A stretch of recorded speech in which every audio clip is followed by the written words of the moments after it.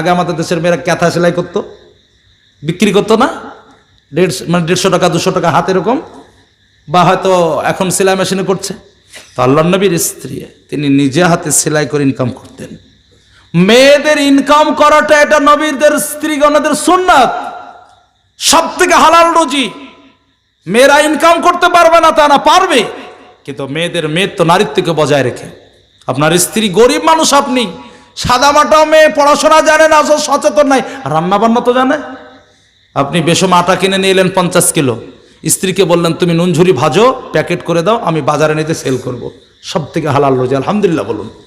আপনার স্ত্রী হালকা সচেতন, একটা সেলাই মেশিন কিনে দিলেন, 100 মিটারে একটা নেটের থান কিনে এনে দিলেন, তুমি মশারি কেটে তৈরি করো, আমি বাজারে নিয়ে যে দোকানে কি করব, সেল করব। বালিশের কভার তৈরি করো, লেপের কভার তৈরি করো, পর্দার সঙ্গে বসে কভার তৈরি করলে আপনি মার্কেটে সেল করলেন, সব থেকে হালাল রুজি। আপনার স্ত্রী শিক্ষিতা, কম্পিউটার চালানো জানে, তাকে একটা কম্পিউটার কিনে দিলেন, প্রেসের সঙ্গে আপনি কন্ট্যাক্ট করলেন, স্যার আপনার যে বইপত্রগুলো লেখালেখি হয় না আমাকে দেবেন, আমি কম্পিউজন করে দেবো, অন্য তুলনায় রেটটা কম দেবো, 5000 টাকা নিলে 50 পৃষ্ঠার বই আমি আপনাকে 4500 টাকা করে দেবো। বলে তাই নাকি? বলে হ্যাঁ। আপনি নিয়ে এলেন, স্ত্রীকে বললেন তুমি সময় মতো পর্দায় বসে তুমি কম্পিউটারে লেখালেখি করবা, হয়ে যাবো, আমাকে বলবে। সব থেকে হালাল রয়েছে, আলহামদুলিল্লাহ বলুন। এত সুন্দর সুযোগ কোন ধর্মের মানুষ দেবে গো? মেয়েদের ইনকাম করা সুন্নত বললাম আমি, কিন্তু তাই বলে কোনো পরপুরুষের সঙ্গে ব্যাংকে ভিট করতে দেওয়া যাবে না, ব্যাংকে লাইন দেওয়ার সুযোগ করে দেওয়া যাবে। আরো বোঝাচ্ছি ভালো করে, একটা মেয়ের কাছে 50 লক্ষ টাকা আছে বা 1 কোটি টাকার মালিক, মেয়েটার ঋণ ইত্যাদি পরিশোধ করে সংসার চলে, বছরে 1 কোটি টাকা গচ্ছিত, মেয়েটার উপর হজ করা কি বলতে পারবেন? ফরজ। কিন্তু মেয়েটা স্বামী নাই, মারা গেছে, হুরমাত আবাদিয়া, সারা জীবন বিয়ে হারাম, এমন কোনো পুরুষ নেই, অর্থাৎ বাবা, ভাই, আপন চাচা, আপন দাদু নেই। মেয়েটা একাই হজ করতে যাওয়া কি বলতে পারবেন? মেয়েটার একাই হজ করতে যাওয়া কি বলতে পারবেন? হারাম বলুন না, কি বলুন?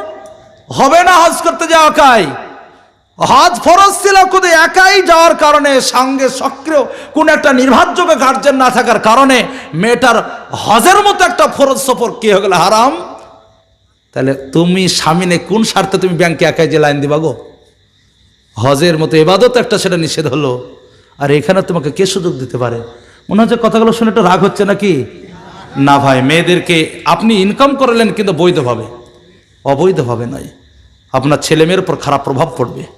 3 নাম্বার, যে কিয়ামতের পূর্বে একটা গুনাহ চালু হবে, ব্যভিচার। আগে স্কুল লাইফে, কলেজ লাইফে অবিবাহিতা মেয়ে, অবিবাহিত ছেলে অ্যাক্সিডেন্ট করে ফেলতো, উভয় পক্ষের গার্জেন একটা সুস্থভাবে সামাজিকভাবে বসে একটা সংসার করার পরিবেশ তৈরি করা যেত। কিন্তু আজকের অবিবাহিতা নয়, বিবাহিতা মেয়ে, 2 ছেলের মা, 2 সন্তানের বাবা। কথা বুঝতে পারছেন? এই সমস্যা, আল্লাহ হেফাজত করুক, সকলে বলে আল্লাহুম্মা আমিন। দেখো আমি আসল জায়গায় ফিরে আসছি। আমি বলছিলাম ভাই যে আল্লাহর নবী বিয়েতে এই গান বাজনা, এটা একটা বড় নোংরা পরিবেশ, আমরা বর্জন করবো ইনশাল্লাহ বলুন। দুটো হলো। 3 নাম্বার, বিয়েতে নোংরা কাজ, এটা বললে তো আগামী থেকে মুফতি জার্জিসকে এলাকার কেউ ডাকবেই না, আমাদের রুজিতে হাত মারলেও তা মিলবে। বিয়েতে একটা খুব নর্মালি সুন্নত আছে, খুবই গুরুত্বপূর্ণ সুন্নতটা, কিন্তু খুব নর্মালি, আপনি খুব বাড়াবাড়ি করবেন, টাকা নেই, ঋণ করে, এরকম নয়। অলিমা, কি বললাম বলুন? অলিমার সিস্টেম হচ্ছে, বিয়ে করে নিয়ে এলেন, স্বামী স্ত্রীর সাক্ষাৎ হলো পরের দিন, প্রথম দিন আপনি অলিমা করা সুন্নত, দ্বিতীয় দিন জায়েজ, তৃতীয় দিন লোক দেখানো অনুমতি নেই।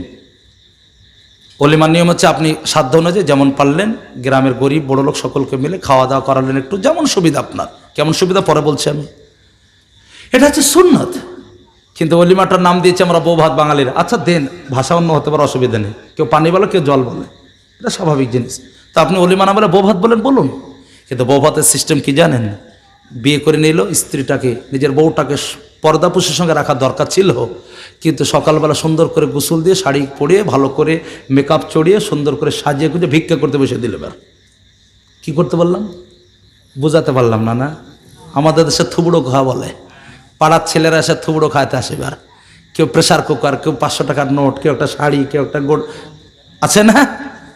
যে মেয়েটাকে পর্দা রাখার দরকার ছিল, সেই মেয়েটাকে পাড়ার চ্যাংড়ারা এসেছে, ভাবি তোমার দেওয়ার হচ্ছে, একবার থুবড়ো দিচ্ছে, একবার টেনে নিচ্ছে। দেখো, যে ছেলে তার স্ত্রীকে থুবড়ো খাওয়াবে বেপর্দায়, ওর নামটা দায়ুসের খাতায় যাবে।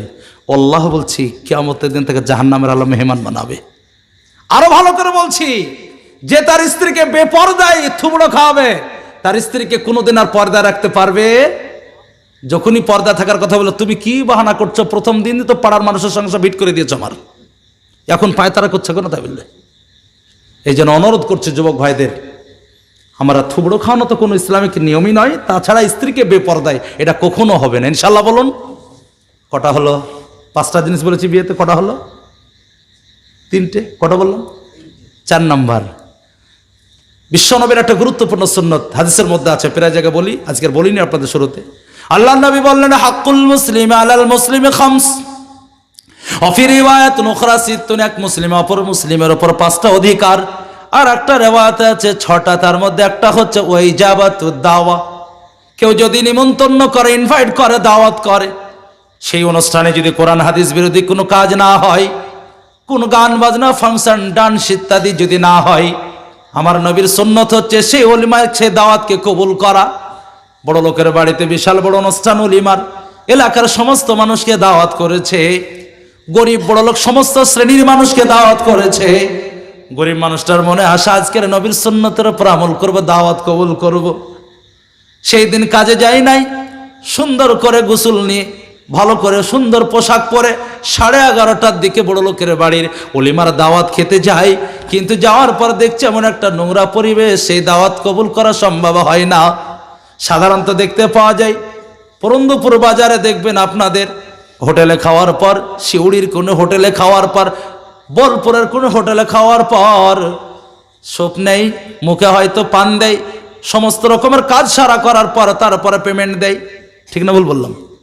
কিন্তু এমন একটা নোংরা পরিবেশ তৈরি করলাম, সুন্দর করে প্যান্ডেল করেছে, খেতে যাওয়ার আগে একটা কাউন্টার বসানো আছে, যদি খেতে যেতে হয় এখানে কিছু টাকা দাও, এখানে কিছু বালতি দাও, প্রেসার কুকার দাও, আবার কে ক টাকা দেয় সেটা আবার খাতা কলমে লিখে রাখা হয়। গরিব মানুষটা কিছু পায় নাই, নিয়ে যেতে পারে নাই, সবাই দিচ্ছে, সে দেখার পর লজ্জায় বের হয়ে এলো, খাওয়া সম্ভব হলো না। বাড়ি চলে যায়, স্ত্রীকে বলছে খাবার কি আছে? বলে কেন, তুমি যে বড় লোকের বাড়ি দাওয়াত খেতে গেলে?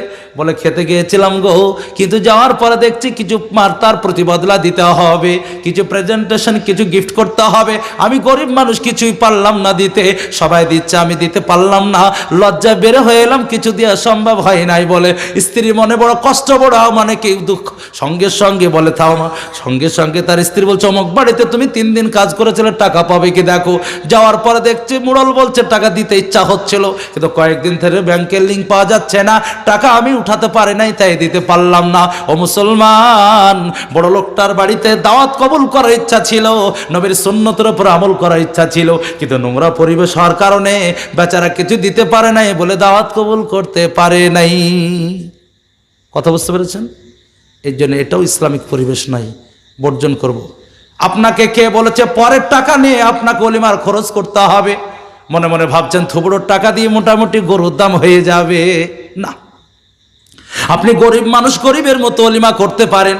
আমার নবী আউলামা বিসাবিক, আমার নবী শুধুমাত্র খেজুর আর ছাতু দিয়ে ওলিমা করেছেন। আপনি